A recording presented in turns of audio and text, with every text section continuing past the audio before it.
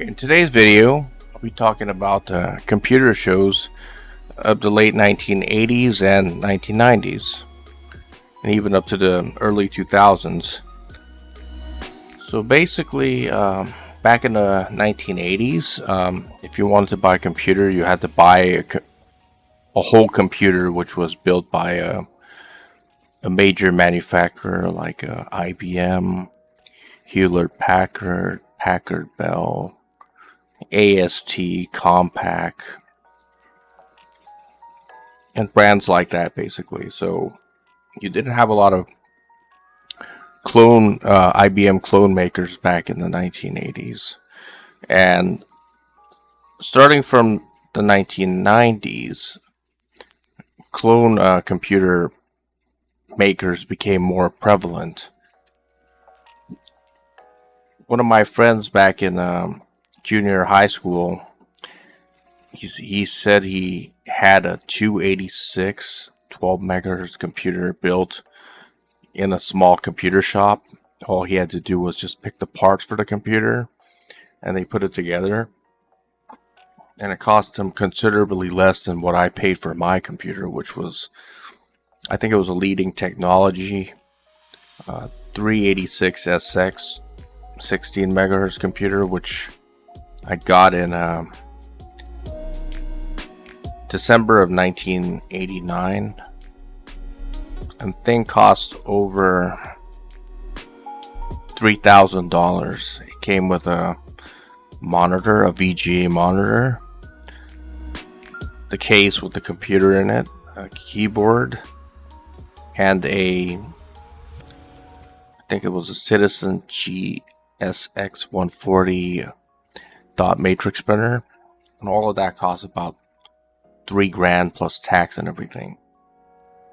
So computers were very expensive back then, but that all changed when small shops that bought parts like motherboards and CPUs and cases, floppy disk drives, hard drives, keyboards, and other components were able to simply just build clone computers in mass at much lower prices.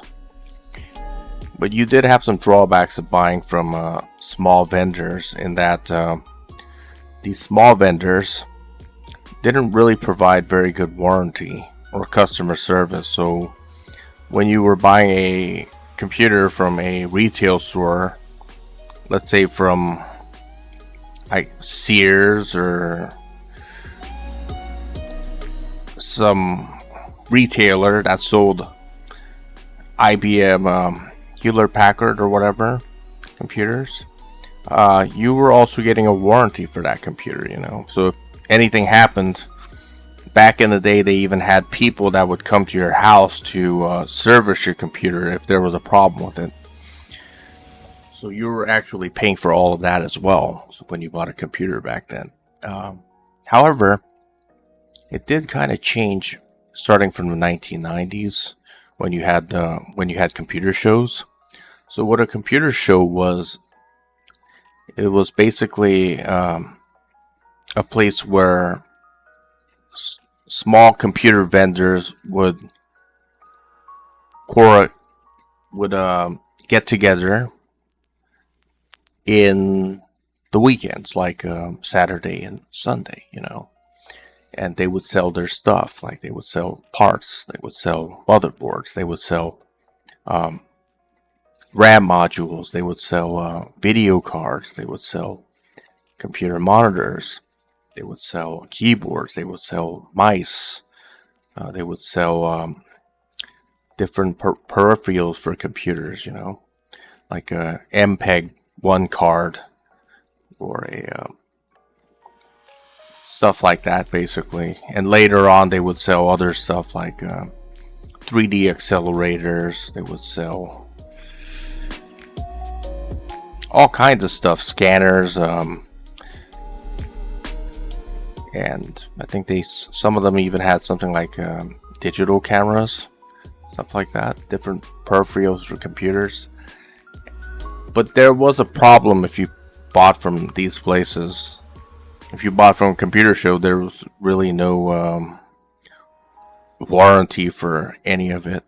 So once you bought it, you know, and if you didn't have the technical know-how to make a computer, because assembling a computer back in the 1990s wasn't the same as like building a computer now, because you had to do a lot of stuff with jumper settings and stuff like that to get the motherboard to work, and you had to know certain stuff like what kind of controllers you had to use, like hard drive controllers, to get the computer to work as well. So it was a much more involved task in doing that. However, you're able to get computers at a big discount.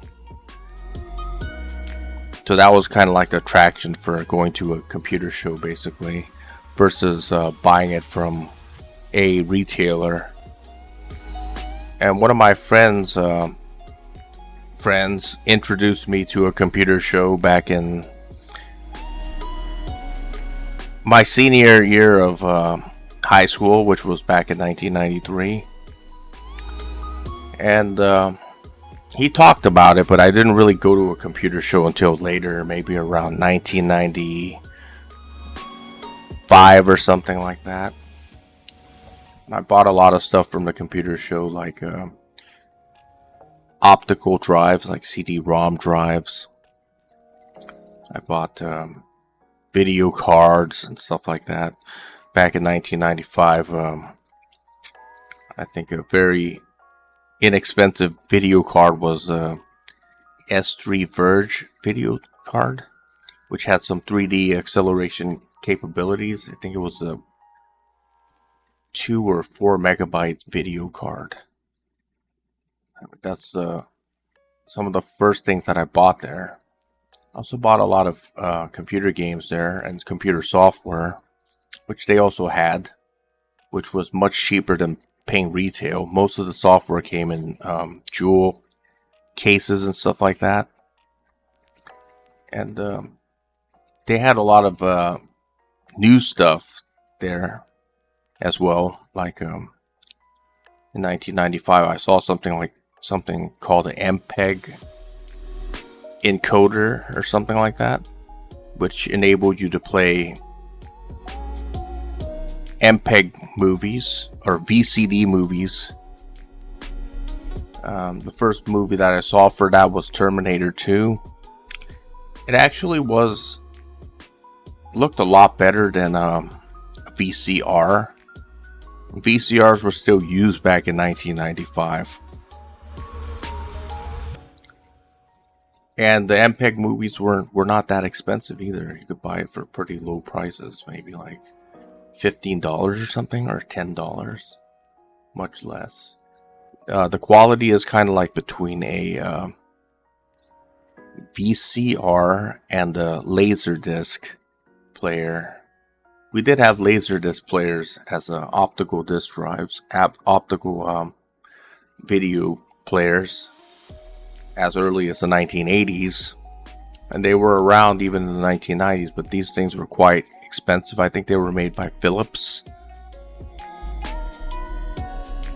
But VCD enabled you to put in a compact disc size CD or something and get pretty good quality movies, and that's what some of the first things I saw at a computer show.